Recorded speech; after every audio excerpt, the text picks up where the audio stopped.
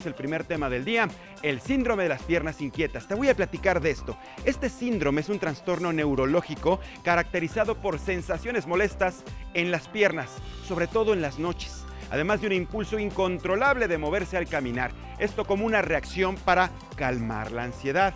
Solo un pequeño porcentaje de los afectados es correctamente atendido. Si bien no es una enfermedad mortal, sí afecta la calidad de vida del paciente. ¿Ya tienes lista tu libreta? Anota los datos sobre este tema y regresamos a platicar con nuestro especialista.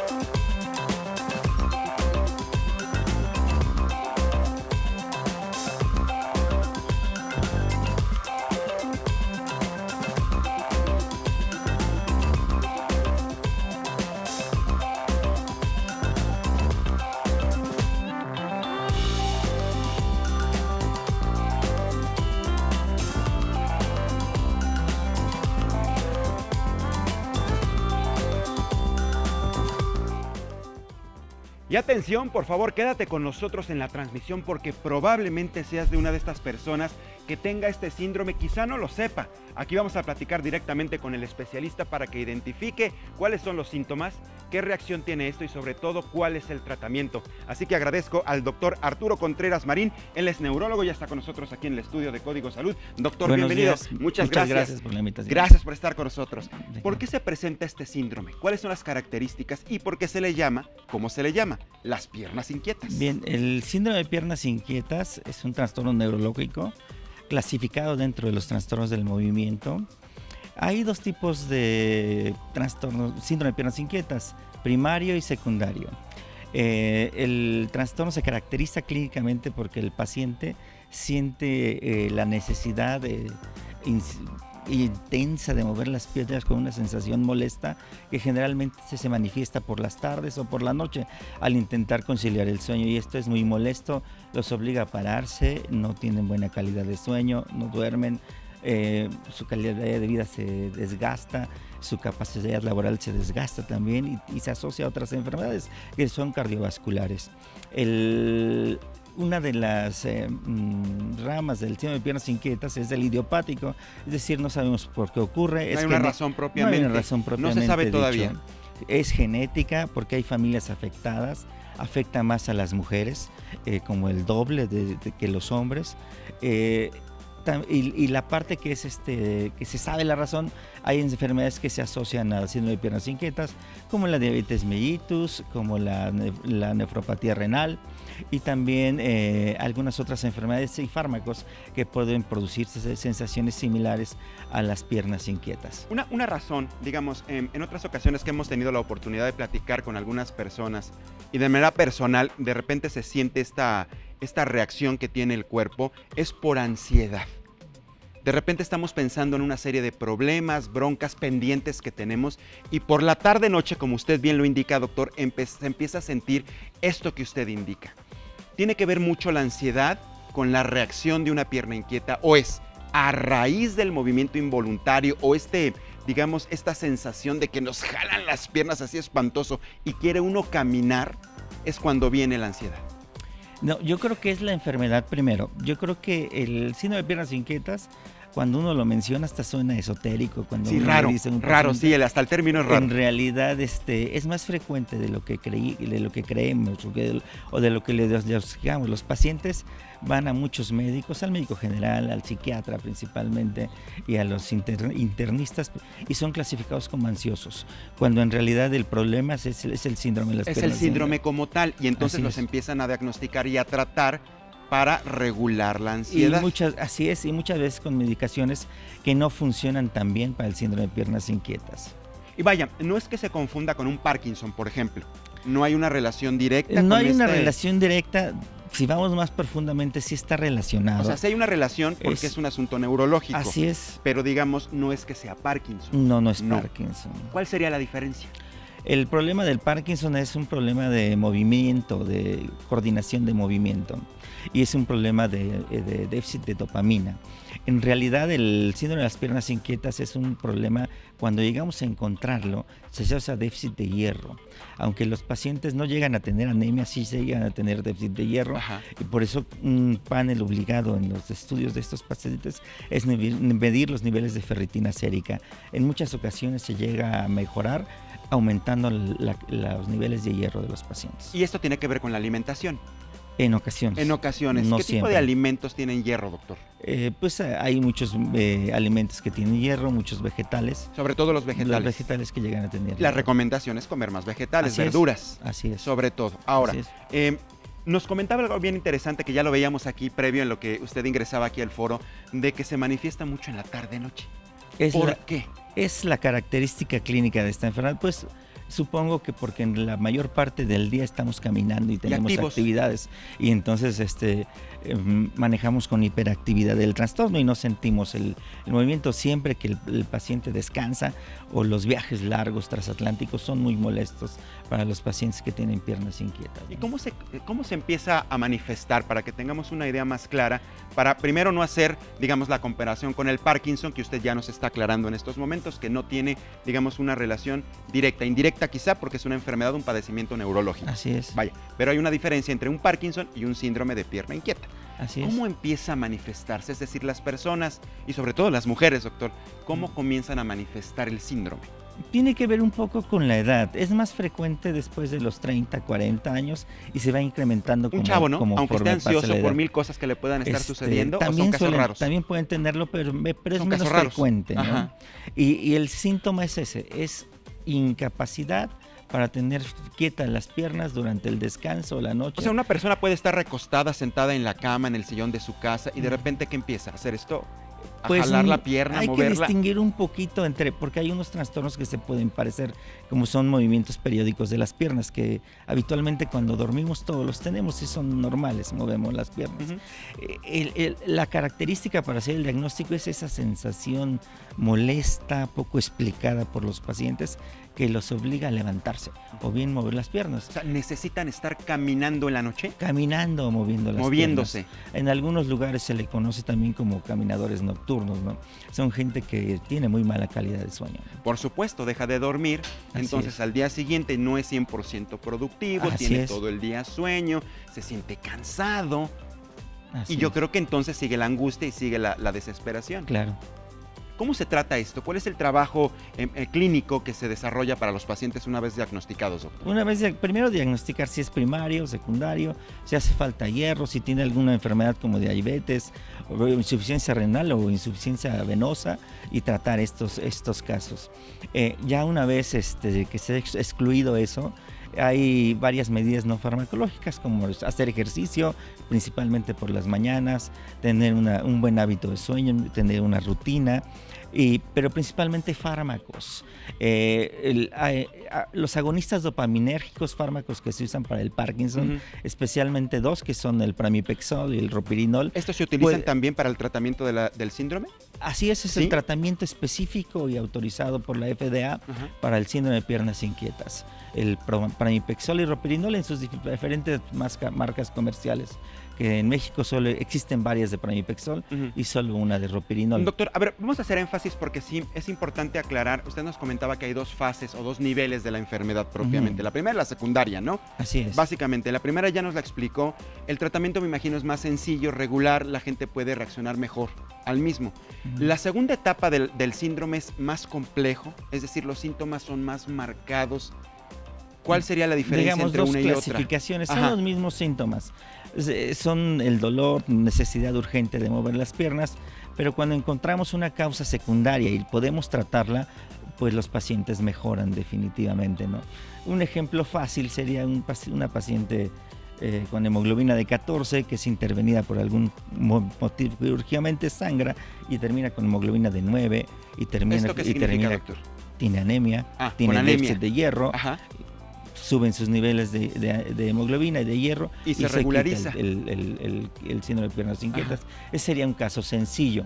El primario, como no hay una causa secundaria, siempre hay que estar tratando los síntomas. Y hay que estar regularmente atendiéndose, es decir, hay que monitorear constantemente, de manera permanente a los pacientes, doctor. Pues francamente sí, porque las dosis se tienen que ajustar poco a poco. Los fármacos, todos los que actúan en el sistema nervioso central, tienen efectos adversos. Un efecto adverso de los que se usan para piernas inquietas es sueño, y hay que iniciar con dosis pequeñas e ir titulando poco a poco. Así es. Ahora, me imagino que ¿qué tan común es que lleguen las personas a los servicios de urgencia o directamente, por ejemplo, con ustedes los especialistas, los neurólogos, a tratarse el síndrome? Ya que usted al principio también nos confirmaba que son maltratados, son mal diagnosticados, puede pasar un tiempo importante. Uno, ¿qué tan frecuente es? Y dos, si no se atiende a tiempo, ¿cuáles serían las consecuencias? Es una muy mala calidad de vida con poco sueño y consecuencias cardiovasculares como hipertensión o diabetes. Esas serían las consecuencias. Es raro que un paciente llegue al consultorio por ese motivo. ¿Directo? Específicamente. Llega por Generalmente llegan por dolor, pensando que tienen una hernia de disco o pensando que son ansiosos. Un caso muy curioso, alguna paciente que yo vi en urgencias de algún hospital, siendo neurólogo me pidieron que la atendiera por ansiedad, y desde que la vi estaba parada y agarrada de la cama y moviendo las piernas, ¿no? Ya se le pregunta y siempre usó benzodiazepinas que habitualmente se usan para la ansiedad. Se le trató con pramipexol y creo que tiene como 2-3 años que ya no la veo. Eso significa que debe de estar bien. Ojalá, ¿no? Ojalá y que no haya desapego al tratamiento, que regularmente ocurre en nuestro país. Desgraciadamente a las personas les dan un tratamiento, se sienten bien al tercer día cuando tienen que dejarlo a los 8 y ya lo dejan, ¿no? Pues este es muy particular, en cuanto se deja, inician los síntomas. Otra vez, o sea, no tendría que regresar. Finalmente yo creo que debe estar muy bien su paciente, doctor. El diagnóstico es sencillo, o sea, por ejemplo, usted que nos está diciendo que tan solo de verla prácticamente ya casi sabía que era lo que tenía. ¿Cuál es el análisis o se hacen estudios para el diagnóstico? El diagnóstico en este padecimiento es francamente clínico, como se debe hacer en prácticamente todos los padecimientos en medicina. Con los síntomas del paciente se debe llegar a la conclusión que es probable que tenga piernas inquietas. La exploración neurológica del paciente tiene que ser normal y se deben haber excluido otras causas de dolor en las piernas. ¿Qué estudios se le deben de pedir a un paciente? Son una biometría hemática, niveles de ferritina, un perfil tiroideo por si hay alguna manifestación de neuropatía distiroidea, y en ocasiones y en casos dudosos una polisomnografía. ¿Cuál es esta? Es un estudio del sueño donde se hace un laboratorio de sueño donde el paciente duerme y se monitoriza su cerebro y los movimientos corporales para tratarlo de distinguir y diferenciar de los movimientos periódicos de las piernas. ¿Y esto se hace de manera regular, este tipo de estudio, doctor? Generalmente para muchas clínicas del sueño, para pero piernas inquietas no está tanto como estandarizado. Pero sí es recomendado. Usted como neurólogo lo haría para descartar. En ocasiones lo hacemos para descartar algunas otras patologías. Así es. Y ya habiendo una relación directa con algunas otras enfermedades, sobre todo las crónico-degenerativas, por ejemplo la hipertensión arterial, este déficit de hierro que usted nos habla, que es tan marcado que puede señalarle a ustedes los especialistas que pudiera tratarse de una persona con un síndrome de piernas inquietas, pues puede ir a la alza, doctor. Digo, desconozco si hay cifras como tal, no creo, a menos que usted me diga, ¿existe algún censo? ¿Existen datos que tengan, por ejemplo, la Secretaría? Yo no he visto. Pues mire, primero el padecimiento es muy raro. Exacto. De padecimientos raros tenemos pocas estadísticas. Exacto, hay pocas estadísticas. Y después en México tenemos un sistema estadístico no como en salud, no muy confiable. Quien más tiene datos en salud, que no soy formado en el IMSS, pero respeto mucho sus estadísticas por el gran volumen de población que Claro, atienden. por sus derechohabientes. Ellos dicen que entre un 10% de los pacientes tienen que era el dato que dábamos al principio, tienen ¿cierto? piernas inquietas. Entonces, este dato del principio viene del Instituto Mexicano del Seguro Así es. Social, que nos pudiera dar una relación real a nivel poblacional, a nivel general. Así es, y ellos tienen un segundo estudio no muy lejano, del 2014 me parece, donde lo dividen en mujeres y en hombres, y dicen que en los hombres es del 6% y en mujeres cercano al 13-14%.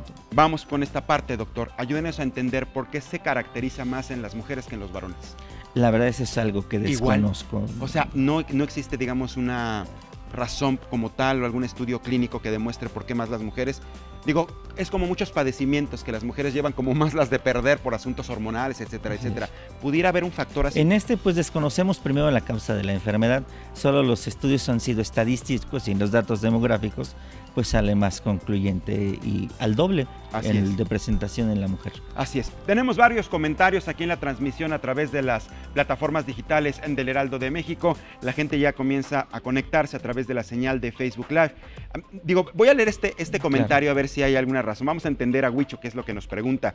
Casi nunca le damos mantenimiento, dice, a nuestras piernas. ¿Cuál es la manera correcta de darle mantenimiento? Yo creo que se refiere al cuidado necesario para que no tengamos este tipo de síndromes. Y sobre todo, si funciona el hacer ejercicio.